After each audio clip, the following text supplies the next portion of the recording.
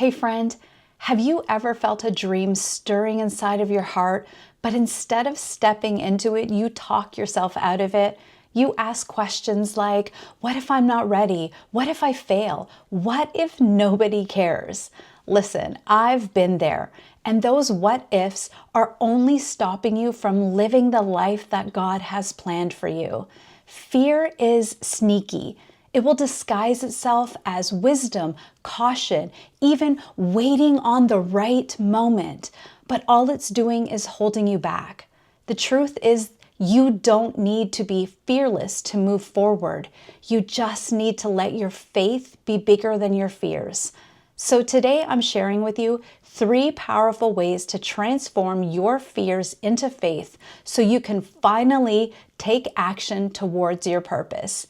If you're ready to stop letting fear win, hit like, subscribe, and let's dive in. Fear and faith have one thing in common. They both require you to believe in something you can't see. Which are you choosing to believe in today? Let's break it down into 3 ways to shift from fear to faith starting today. Fear says, what if I fail? Faith says, what if God comes through? I get it. Nobody wants to fail. But what if failure isn't the worst thing that can happen? What if staying stuck is? Faith doesn't mean that you're not going to feel fear. It means you choose to trust that God is bigger than the fear. So instead of asking yourself, what if I fail? Why not ask yourself, what if this is exactly what God is calling me to do? Fear is going to keep you stuck in worst case scenarios, but faith is going to challenge you to believe in God's best for you. Failure is a lesson, not a life sentence. So many women don't step into their calling because they are afraid of failure. But what if I told you failure is just feedback? It's God's way of refining and redirecting and strengthening you for what He has planned for you next. So many great success stories were built upon failures.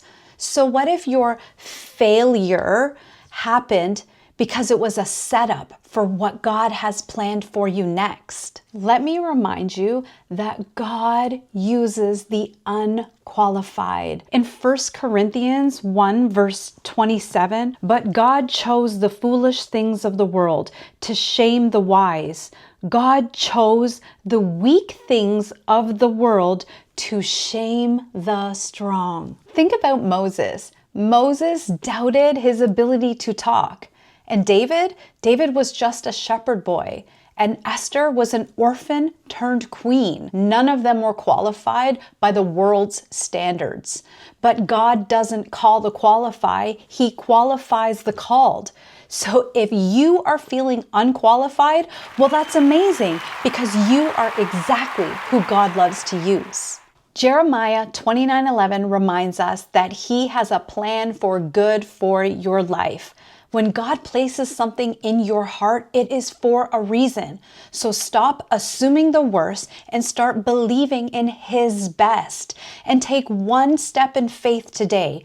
Write down your dream. Make that phone call. Pray boldly with expectancy instead of begging. Just move in faith. Number 2, fear paralyzes, but faith activates. Fear loves to keep us still. It convinces us that if we just wait a little longer, we'll feel ready. But let me ask you this. When has waiting ever made fear go away?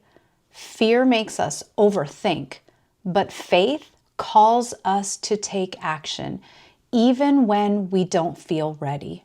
In Matthew chapter 17, the disciples try to cast out a demon from a boy and they're unable to. So they return to Jesus to ask, how come we weren't able to do it? And in Matthew 17 verse 20, this is what Jesus replies. He replied, because you have so little faith. Truly I tell you, if you have faith as small as a mustard seed, you can say to this mountain, move from here to there, and it will move. Nothing will be impossible for you.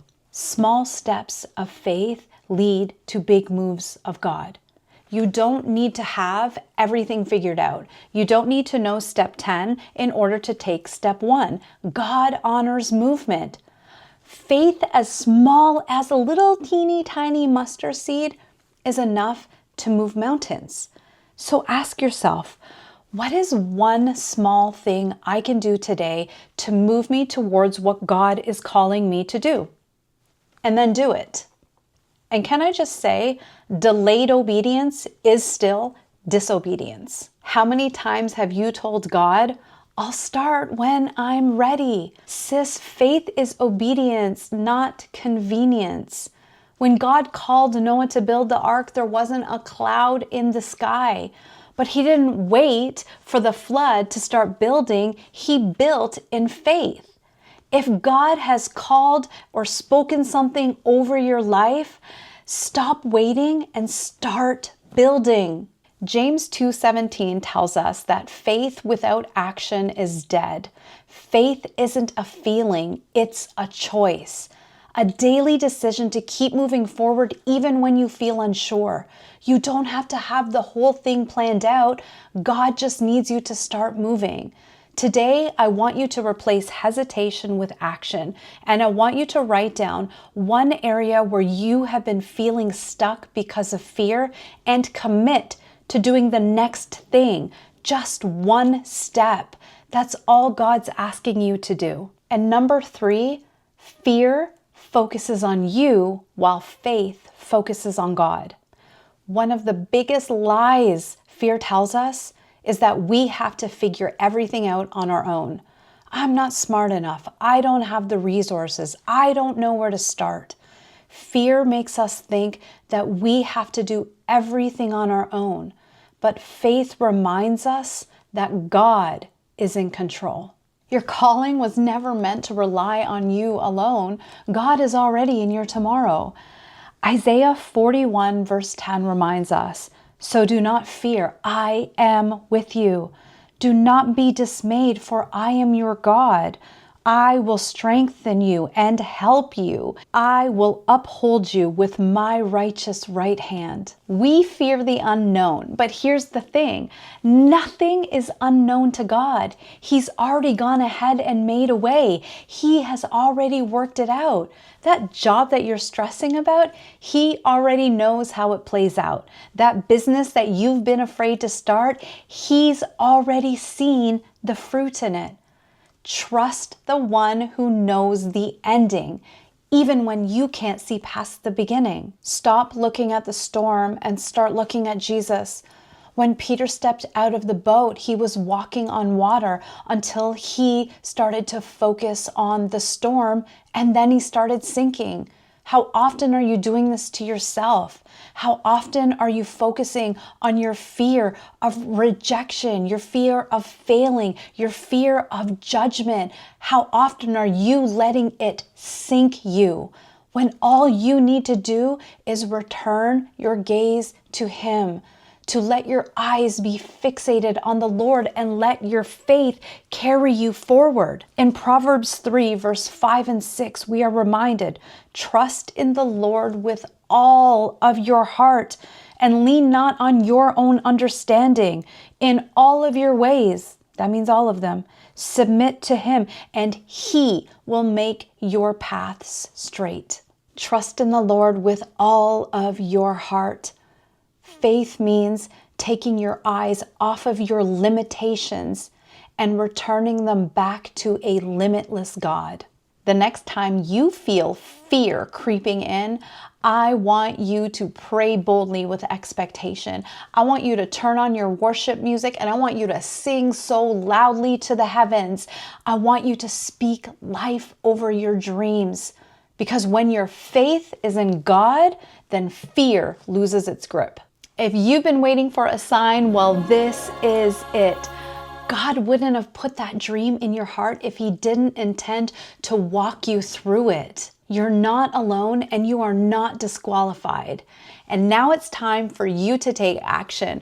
Which of these 3 shifts resonated with you the most? Drop it in the comments below and let me know, because I would love to hear from you. And if you need more encouragement stepping into your kingdom calling, don't forget to subscribe. We are in this faith journey together. And remember, fear may knock, but faith is the only key that opens that door.